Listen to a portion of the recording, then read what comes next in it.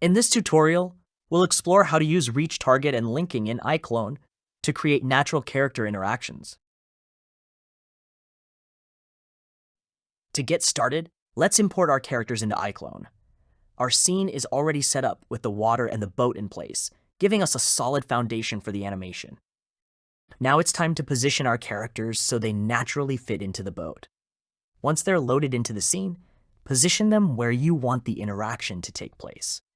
Having your characters properly placed at the beginning will make it much easier to set up the reach target and linking animations in the following steps.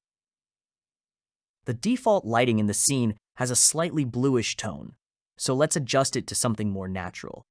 Select the lights in your scene and change their color to a clean white.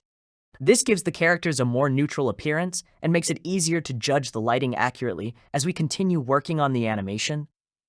Now it's time to position our characters so they naturally fit into the boat.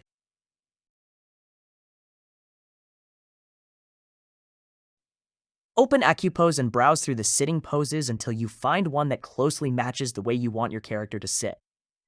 Applying a suitable sitting pose first makes the rest of the adjustments much easier. Once the pose is applied, you can fine-tune the hands, legs, and body so the character sits comfortably and realistically on the boat.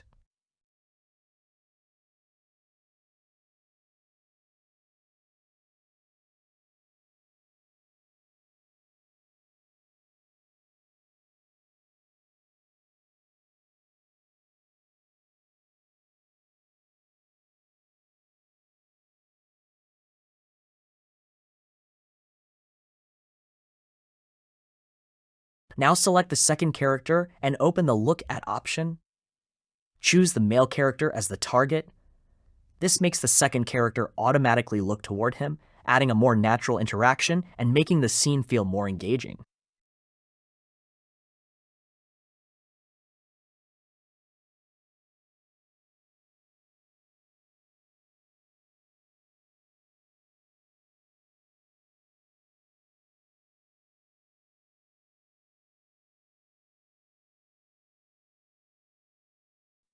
Since the male character will perform most of the animation, let's switch him to solo mode to make editing easier.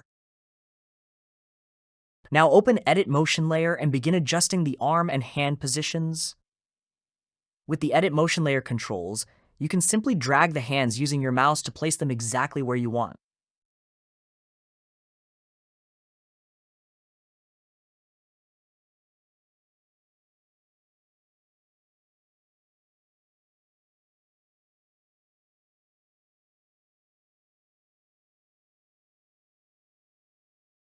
Now add reach targets for both hands of the character.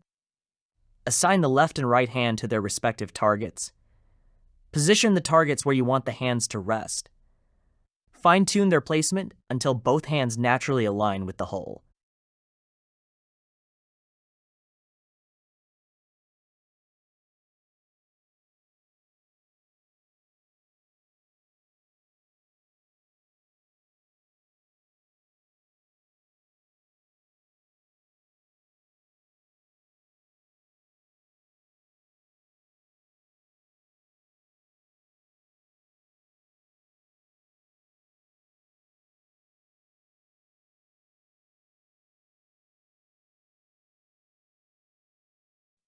Open the Reach Target panel, create a dummy for the left hand, create another dummy for the right hand.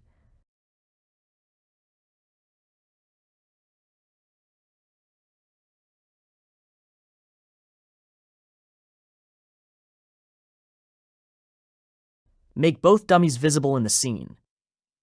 Now select both dummies. Set the hull as their parent.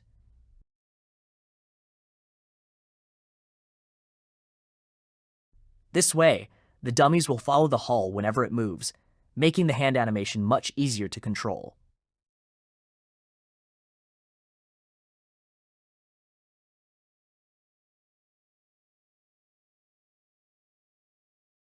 Now let's keep the legs stable during the animation. Open the Reach Target panel once again and create 2 more dummies, one for each foot. Make the dummies visible so they're easy to position in the scene.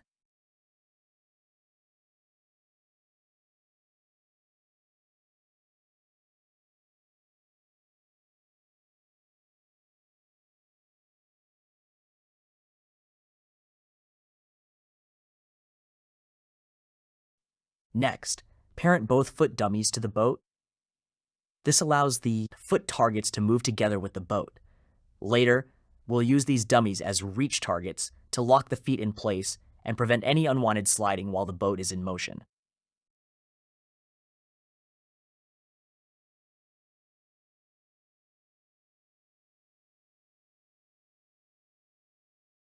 Now it's time to animate the hull.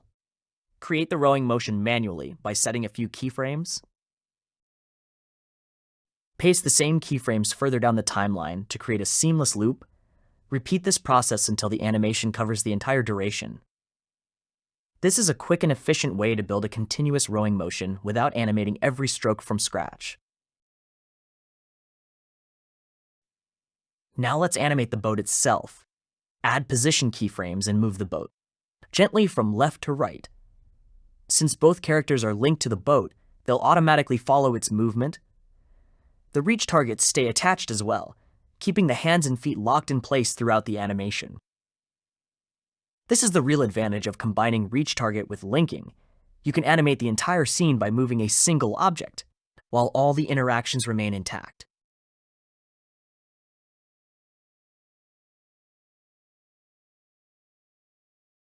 Finally, open the curve editor and smooth the animation curves. Adjust the tangents where needed to create softer starts and stops. This gives the boat a much more natural and realistic motion.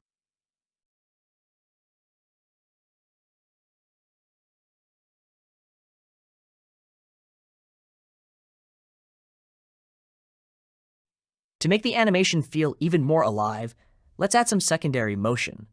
Open Motion Puppet and apply a subtle head movement to the character. Keep the movement gentle so it complements the rowing animation.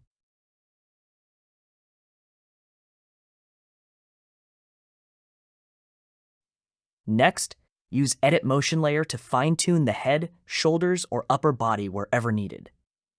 These small adjustments add personality and realism to the scene. It's the little details like these that really become the cherry on top of a great animation.